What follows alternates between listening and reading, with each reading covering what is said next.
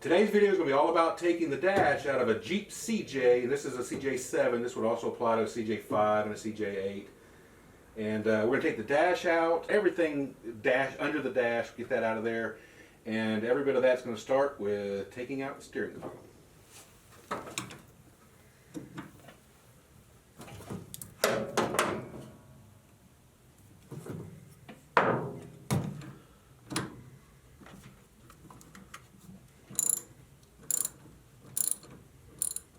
Alright, back on the inside of the firewall, we've got 6 bolts, half-inch bolts that we have to take off where the steering column matches to the firewall.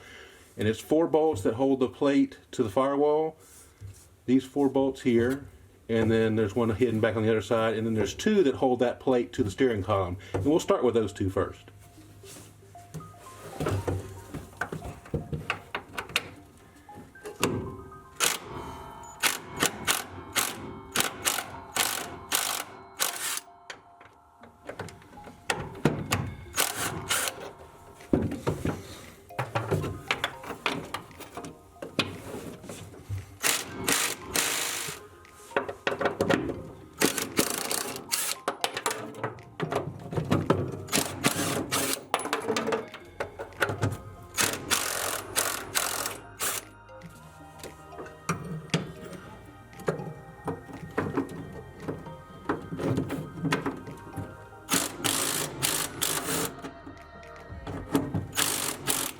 Let's get that bottom plate on.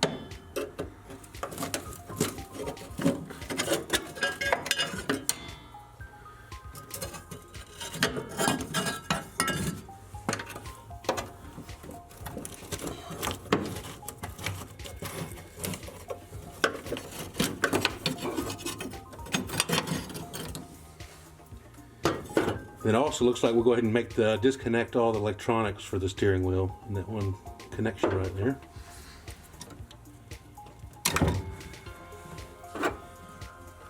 Alright, then the final 2 bolts is these 2 bolts on the bottom right behind the dash. These are holding the steering column, I guess, to the dash. But anyway, we need to take those 2 off next.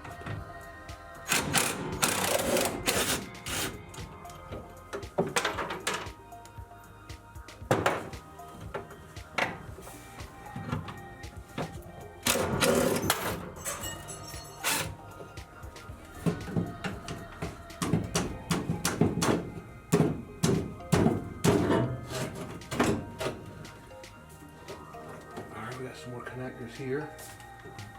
Tell you what, it's going to be easier to take off this. It's just basically connectors, but they're tied to this. So let's just take these 2 things off, then we'll just remove this whole unit. Just the next thing I did, I went ahead and disconnected the speedo cable because it's kind of short and we're not going to have room to basically get the dash off. So I did that. We took the speaker wires out, and I did go ahead and disconnect the vent connection because that's also kind of short. Next, we're going to take these Torx. These are T25 Torx. We're going to bust all these loose, pull the dash kind of out, and then inspect what other type of wires we need to kind of disconnect. So let's get that started. We can start over on that side. We'll just come around this way.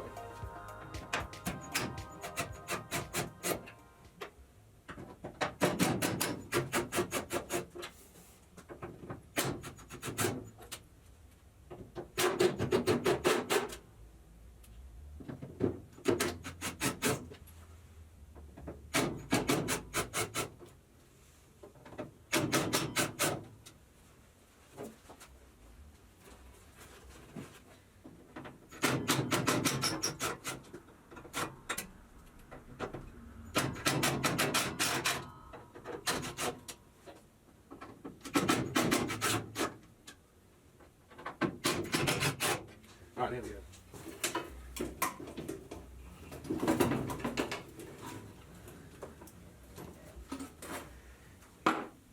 Okay, my intent at this time is not to disconnect all these electrical connections from all the instrumentation.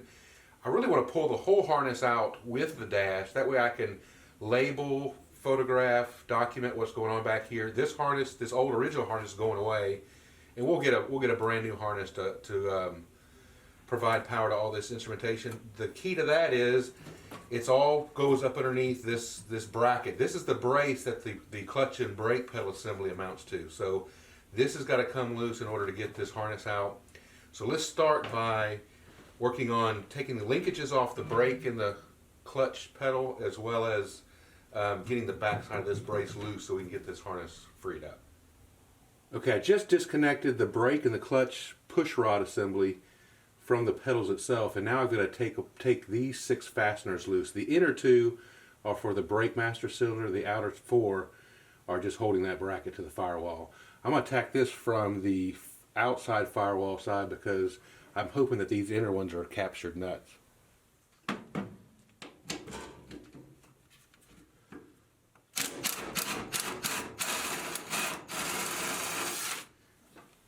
So I went ahead and removed the 2 bolts that hold the master cylinder on, and as well as I went ahead and took the master cylinder completely off. It's got to come off for my purposes.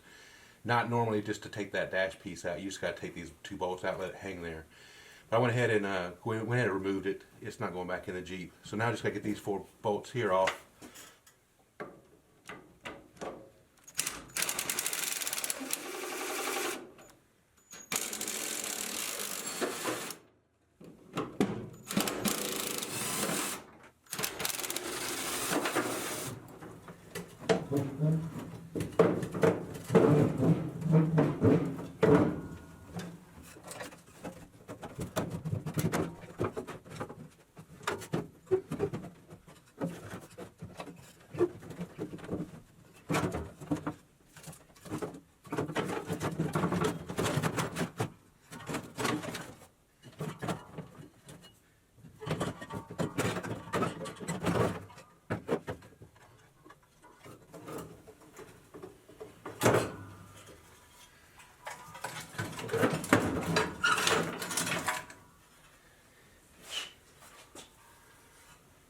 Okay, with that brake and clutch pedal assembly out, it freed up this master harness part.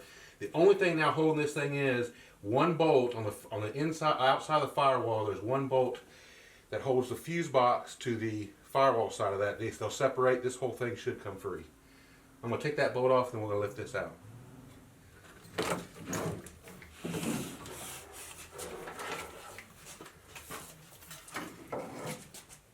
With that dash panel off, it was very easy to get the emergency brake pedal assembly disconnected, as well as the accelerator.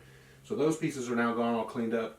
I am going to wait and do the heater box in the next episode.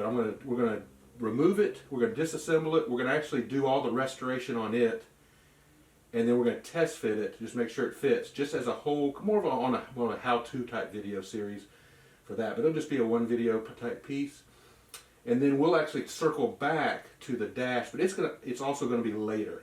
So at the end of this video, I'll both have a link where you can go forward to the next episode and see what we're doing with that, as well as a link that I'll put in later that'll actually take you forward to the episode whenever I actually get to the details. 'Cause I do want to detail what I'm doing with the dash, how all the electronics works back there and that type of stuff.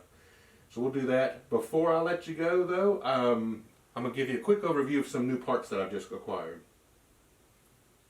Here's a look at a key component to my new drivetrain. This is a Dana 300, and this most likely came out of a 1980 CJ Jeep, because it's got the short output shaft, and that I believe they only did that in 80. I'm going to guess because in 80 they still were offering the CJ5, and that's the only way they can get this thing to fit in there, was that short piece. But I don't know about that, but I'm pretty sure this came from a 1980 CJ7 or CJ5 originally.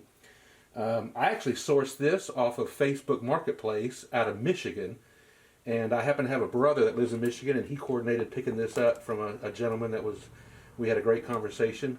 Lon, if you're watching this, I appreciate this. We're going to, in a future video episode, probably a couple part series, we're going to actually rebuild this. I've already bought the master rebuild kit for this. I don't know anything else wrong with it. Supposedly it works just fine. It did come with the shifter mechanism and the shifter itself. So I've got all the pieces here, I believe. But we'll be digging into this and doing a rebuild video on this complete thing. And then I'll have my complete drivetrain done, because I've already done the engine, the 5.3 liter V8, and I've already done the transmission, the AX15. So this is the last missing component of that. Then I need to buy some adapters to make all this stuff live happily together. So we'll put all that together as well. Let me show you some more parts. And finally, I scored on some body panels. I've needed a hood for a long time. Mine had a tree branch that came across it, and it is just destroyed. This one does have the infamous, maybe not too much of a dent here where it hits the top of the windshield when you open it too far, but I can fix that type of stuff. So this hood's in really good shape. There's another support member under here I'm going to have to fix. And then the fender is in a lot better shape. Mine actually had, because of a crash from a previous owner, this second panel here had buckled out and got water behind it, just completely rusted out. So this was a big score here. I couldn't pass up the deal because it came with a free horn. So we'll learn all about that next time. Jack it up.